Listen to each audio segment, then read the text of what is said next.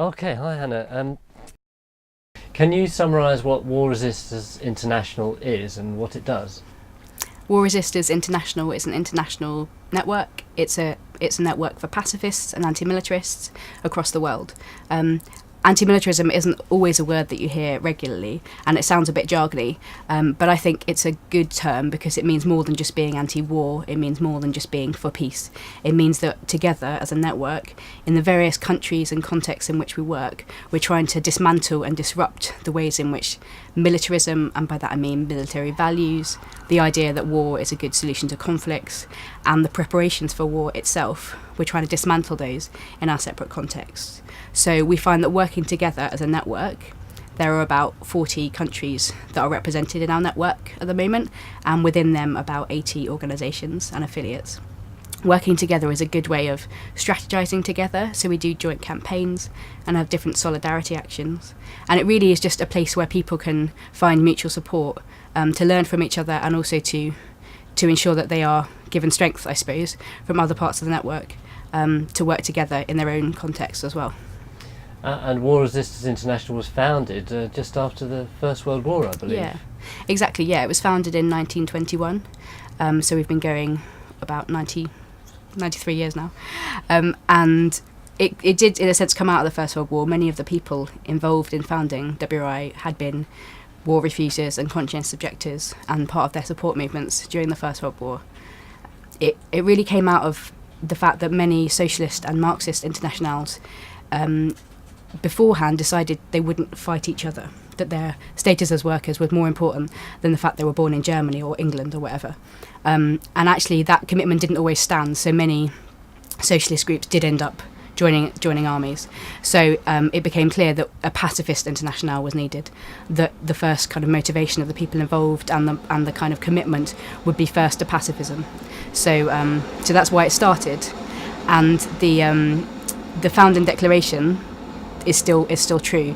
So our founding declaration says that war is a crime against humanity, and that we will do whatever we can to prevent war and its causes.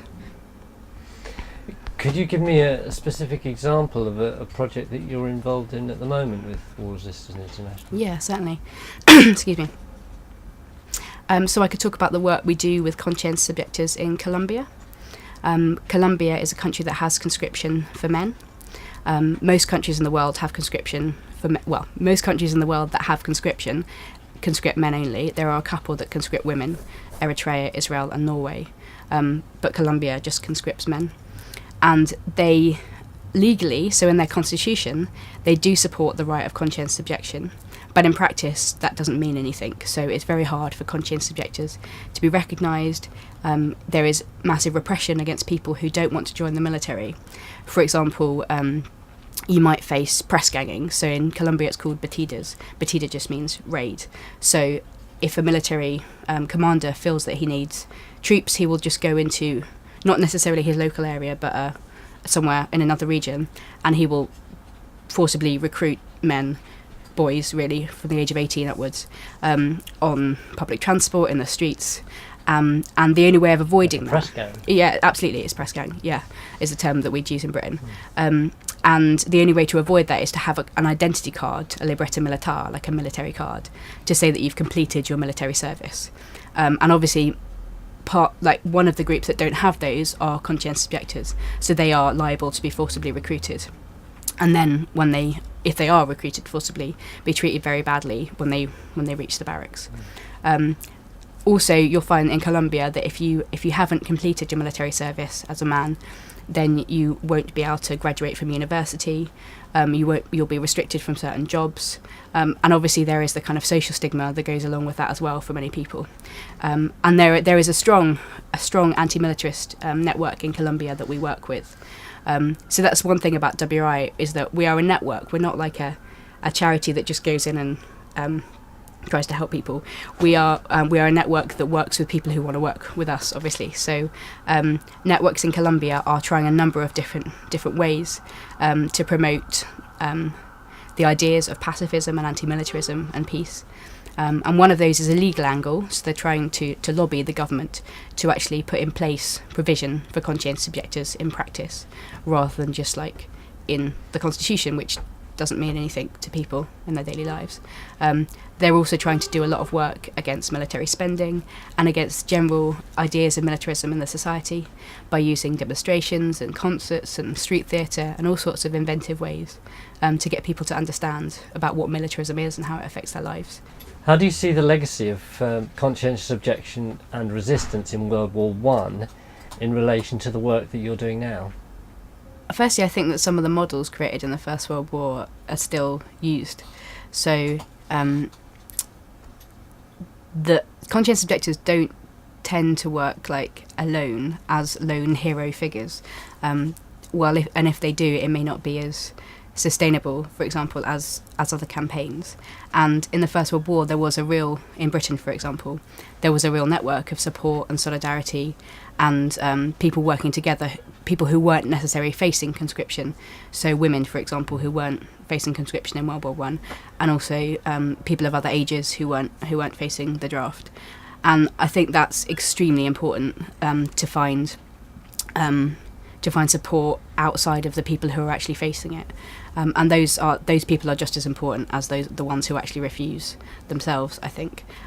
So there's some great stories of the kind of underground railway road for how World War One conscientious objectors were kind of moved around the country. I love the stories of people going and singing outside prisons where CEOs were being held. And those kind of ideas of showing people support and giving them assistance, both political, moral, practical, exists today around the world in different countries. And also I think that but this is not just true of the First World War, but one of the reasons WRI exists is because we know that war is not restricted by boundaries. Even civil wars have impacts across continents and different cultural groups living elsewhere, and most wars are between different nations. So if we're going to have an effective response, it needs to demonstrate internationalism as well, particularly undermining ideas of enemy and the other. And I think that's something that came out of the First World War, the idea that peace movements needed to work together. So peace movements across Europe, for example, need to work together and show through their work that somebody from a different country isn't necessarily an enemy. So some of the examples in WRI now are, for example, peace groups in Turkey and Greece trying to work together, Palestinians, Israelis, and through their work getting to a wider audience, this kind of internationalist idea that there are peace movements working together, and that together kind of challenging their own governments, then they can make an impact. There's a lot of attention now to the contribution of women to the war effort in World War One, working in arms factories, taking on the essential jobs of the men who were fighting, the suffragettes who stopped their campaigning for the vote and demanded conscription and sacrifice and so on. Were there women who had different response to the war? Why, and what did they do? Yeah, absolutely. There are women who had different responses to the war, and there are women who have different responses to all wars. Women always form a really important part of war resistance movements. And that's not just in the kind of supporting role, it's not just in making the sandwiches, it's also in actually making these movements possible and have kind of fire and energy. I think that women are affected as much as anyone who is joining the military by war. They're affected personally by loved ones, friends, fathers going to the military and suffering physically. They might be the caring people when those people come back scarred from wars. And we, as women, as much as anybody, are affected when our tax pounds are spent on weapons and not on hospitals. To answer your question specifically about World War One, some suffragettes, of course, went and supported the war effort, but suffragist movements and other women within those Votes for Women movements didn't agree with that policy at all, and they were part of the socialist and workers and pacifist movements that really struggled to get the message out that this war was damaging to women, it was damaging to people, like working people all across Europe and beyond, and they were really the mainstay of that movement. So even if leadership in organisations like the Women's Social and Political Union were in favour of the war, it didn't necessarily mean that everyone that was part of their movements were. And I think actually the suffragettes, when I talk about the suffragettes, I mean like that organisation, the Women's Social and Political Union. It's a really interesting one about how a movement can be just for one thing. And there were other movements around at the same time who wanted to see a very different world in which, yes, women had the vote, but so also women had the right to vote against war and for wars not to happen. So I think that we shouldn't. I think it's also really a good way of making the First World War sound good, to say, look, women supported as well, and of course many women would have been moving into jobs. And they would have got something out of that, perhaps, because they weren't given that status before. But I think we should never forget the women who were also part of refusal movements. Many of the soldiers in World War One were very young. Do you think 15, 16 or even 18-year-olds can make an informed decision about joining the armed forces? I think they can. Whether they should is a whole other thing. As a 15-year-old, I don't know if I would have known, but I don't think at 25 I would have known either, really, because army recruitment practices around the world very rarely tell the truth. WRI is against armies, so I have as much of a problem with someone who's 21 or 40 using a weapon against somebody else to subdue them. But that said, I think that it is important to show the ways in which young people are lied to, really. And I mean, as a pacifist, as I said, I would rather that no one was going to the military, but I do think that it's extremely important that people 15, 16, 17 firstly have a presentation of a different view. So some WRI members, for example, in the States, veterans for peace groups, so people who have been to war and that experience has really changed them, go into schools and just tell them about their own experiences in Iraq or Afghanistan, and they can really give someone a better perspective about what it's like to join the military. Many people are proud of our armed forces, even if they don't agree with what the government sends them to do. Wouldn't you agree that they're an important part of our tradition and what made Britain great? No. I'm really clear in myself that I'm not talking about individuals. So I have members of my family who've been in the army who are in the military now, and those people are just as important as everybody else. But the structures that we have in place to make people believe that war is the answer, I think they need to be removed. And I believe that some of the legacy of militarism around the world, it's death, it's destruction, and I want to prevent that cycle continuing. I feel like it's really hard when armies are actually at war to continue being critical, because many people believe that then to be a criticism of the individuals involved. And many peace groups, I think, do really good work trying to support people who come back traumatised. For example, Veterans for Peace Group in the UK and in the US really try and support those people who are suffering from post-traumatic stress disorder, and who are, like, the numbers of people who've been in the armed forces who suffer different kinds of mental health problems and are in prison as well is vast. So I think that you can, like, as an individual and as a movement, as a peace group, you can do whatever you can to make sure those people are helped and assisted to heal in some way, in exactly the same way that you're doing it to support the people who have been affected by their attitudes. So I'm not having a go at individuals, I'm having a go at the entire structure that makes what they do possible.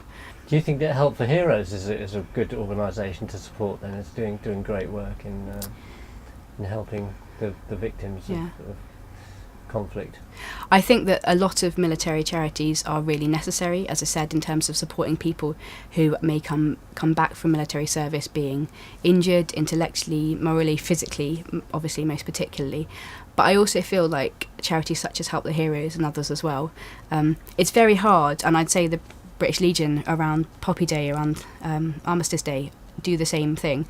It's very hard for their work not to continue to justify current wars, and I think some of them don't even try. So I don't personally give to help the heroes. I think that heroes for me are people who strive for peace, and I don't actually find the word hero very useful anyway, because it kind of makes people sound like they're just working on their own, and it never works like that. Yeah. Thank you. Militarism. It's a word that we hear a lot about. What does it actually mean? How does it affect us in our day-to-day lives nowadays, if at all? Sure.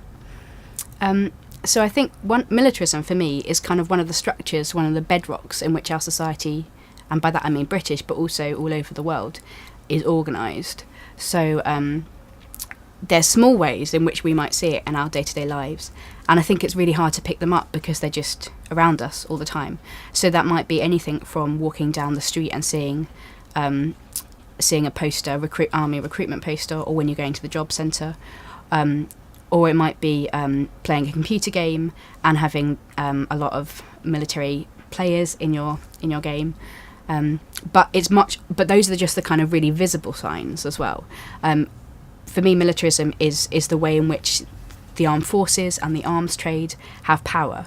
So they have connections with government, they have connections with corporations, and through that entire structure, it makes war possible, it makes war inevitable, and it makes individuals, when they go to school and when they buy clothes, when they buy food, it makes all of us involved in this system, which ultimately drives war. Not many countries have conscription now, do they? Is conscientious objection so much of an issue these days? Why should we worry about it? There are many countries that still do have conscription. There are particular areas, for example, where you're more likely to have governments that use the draft. In the Eastern Mediterranean, for example, Turkey, Greece, Israel, Egypt, Cyprus, also some countries in Latin America. So it's by no means a problem that's finished. Like, conscription is still alive and well in many countries. And in those countries, it can be very intractable. So it's unlikely to be removed in the foreseeable future, for example. And in those countries, I think conscientious objection is still extremely important. And it's quite invisible, I think, in the UK sometimes, because for us, it feels like it's done with, it's sorted, which isn't actually true when you look at the soldiers who go to the army or the air force or the navy and then develop a conscientious objection. So for them, conscientious objection is not finished, because it's still hard to become a conscientious objection when you've joined the army, which is a human right as well. So firstly, it's not over and done with. But also, I think for many people who are involved in pacifist and peace work, conscientious objection isn't something that you can kind of tick off when conscription is finished. Firstly, as I've said, because it's important for voluntary soldiers also to have conscientious objection rights, but also because for us it's just part of a strategy against militarism and against war in general. So in those countries where conscription has been suspended, for example in Spain, there's still enormous work to do around military spending, around particular wars, around the way that young people are militarised, for example in education. So I think conscientious objection for me is something that can be used in different ways. So for example, I'm a tax resister. By that I mean that the part of my wages that go to the military we withhold as an organisation. So I would see myself as a conscientious objector as well. They're not conscripting my body, if you like, but they're conscripting my money, and that is what I object to. So I think it's a really useful concept that can be used in other ways, not just for those who face military service. How do you think all the attention on the centenary of World War I has affected people's attitudes to the military and war in general? Are we learning anything from it, or and is there too much emphasis on the horrors and blunders and not enough on respect for sacrifice and celebration of bravery? I'm not sure yet, to be honest. I think in 1918 we might have, in 2018 we might have a clue about what the impact has been. But so far, I've already seen enormous amounts of money and time, resources, by local and national government and by organisations as well, spent in memorialising. And I think it can go two ways. And I think mostly so far, the work I've seen is not stuff that when you speak to my grandparents who were alive around that time, really emphasises what they want to see, which was never again. And I do think it's really possible to have respect for those people who died, the people who were in the army, the people who were civilians, everyone.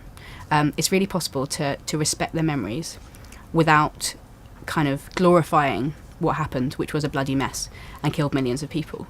And I think it's a massive opportunity for everybody to say, look, this was meant to be the war to end all wars, and that didn't really happen. And I think the best thing we can do out of the First World War commemoration is to look in the ways in which we act in exactly the same way today in our daily lives and in foreign policy. And technology and communication have completely changed the way wars are fought since World War One. Have they changed the way we think and feel about war as well? Yeah, I think that's a really interesting point. One of the reasons why a lot of countries recently, in the last 20 years, say, have given up conscription is not because they've suddenly turned peaceful or peace-loving. It's because they've realised actually it's cheaper, it's more effective to have a smaller military force that's highly trained, rather than having lots of like many thousands of people who are kind of boots on the ground. Because if you said warfare is all the time becoming more expensive, more professionalised, they tell us it's becoming more accurate, but I'm unconvinced of that. And I think that's a real challenge for everybody, because now warfare actually takes less people to do it. The obvious example is drones, for example, and I think every time a new kind of type of weaponry comes out, and it's an opportunity to challenge that. Drones are just, I think, a tip of the iceberg in terms of remote control warfare, though, because they really remove the people who are controlling the weapons with the people who are being killed and maimed and affected by them. And I think that's a problem. I think it's a problem psychologically for the people who are actually doing the work of the military. And I think it seriously removes them emotionally from what's being done. So there's distancing, and we heard the word sort of surgical strike, for example, to sort of describe a drone. It'd be nice if, it wouldn't be nice if that were true, because they'd still be killing people, but surgical makes it sound like it's extremely accurate and mistakes are never made and civilians are never killed, and that's just not the experience of people who are living in Pakistan and in Gaza and in places where drones have already been used to kill civilians. Do you think that nuclear deterrence has been the main thing that's prevented another world war? I think having a thing and making other people think that that thing is bad by you having it is absurd. Like, I just don't think it makes any sense. I believe that that nuclear weapons have this kind of in-club effect, and that people and countries and nations believe they need to live up to that by gaining nuclear weapons. Arms races are just really simple logic of you've got something and I'm your enemy, so I need the same thing and I need it better. And it's really simple logic, and it just happens again and again, and that's what's happening. That's what happened in the Cold War with nuclear weapons. It's what's happening with conventional weapons now in other ways. And I feel like it's also an enormous waste of money. So in 2016 in Britain, we have a vote on whether Britain's government should retain nuclear weapons, and a lot of people in the government are pushing for us to keep them, while at the same time slashing services that support like people in society who are old or who need disability services to allow them to live well, and to keep those two things separate is a really crazy idea. I think those two arguments need to be brought together, and we need to look at the way that we're spending millions of pounds on these really wasteful, immoral weapons. Like, nuclear weapons at their basis are weapons that kill millions, thousands of people. So you're just killing off entire cities, civilians, and anyone else that's there as well. For me, they're deeply immoral, but I also think that they are illogical in terms of the way that we spend our money as a people, and also I think that the kind of warfare that we're increasingly seeing is very kind of asymmetrical. We're looking at guerrilla warfare, and you can't use nuclear weapons against that kind of conflict. Do you think it's human nature to follow the crowds? What does it take to stand up against popular opinion? It can be very hard to do something which is unconventional, and which is possibly against the will of your family, friends. A lot of the people that I work with are inspired by internationalism. They're inspired by humanity and humans working together, and that really, for me, overrides a lot of national feeling. So I feel myself to be a person before I'm a British woman, and I think that those kind of ideals and those strategies really can give you strength. But WRI finds that also it's really, really important to work with people who are also marginalised normally in their societies, to learn from each other ways of keeping going, and just having that link can also be a really, really good way of keeping your work going, when you know that actually in the country that your country is fighting, there are also people doing exactly the same work against mindless war. And a couple of questions just that you can answer from a more personal angle, if you want to. What brought you to this job? I'd say two things. Firstly, I'm a Quaker, so I'm committed to non-violence, like in my day-to-day life, and I think it's really important that political campaigns really embrace the idea of non-violence, because without that, we're going to create societies, even if they are changed, revolutionised, we will still create societies that are violent. So I'm keen that lots of different organisations that I'm involved in, whether they're feminist or environmental, still have a commitment to non-violence, because I think that they build non-violent societies. And I'd say that the reason why I applied for this job in particular is when I was working in Israel-Palestine, I came across conscientious objectors who face recruitment in Israel, men and women. And I recognised the really important work of people who work against their own country's policies. So, for example, in South Africa during apartheid, the End Conscription campaign, I think, was a really important part of people who were benefiting, if you like, white people in South Africa, benefiting in some way from apartheid, saying, no, we reject this system entirely, it's discriminatory, it's obscene, it's oppressive. And I recognised that in the work of a group called New Profile in Israel. And through learning about their work, and they are actually affiliated to WRI, I learnt about the work of war resisters. And I'm really keen that there is always that group who says the really radical thing, who says, no, war is never okay. It always produces death, destruction, environmental chaos, whatever its motivation. And war is not inevitable, and we can change it. And I think WRI is a group that does that well. So those two things brought me here.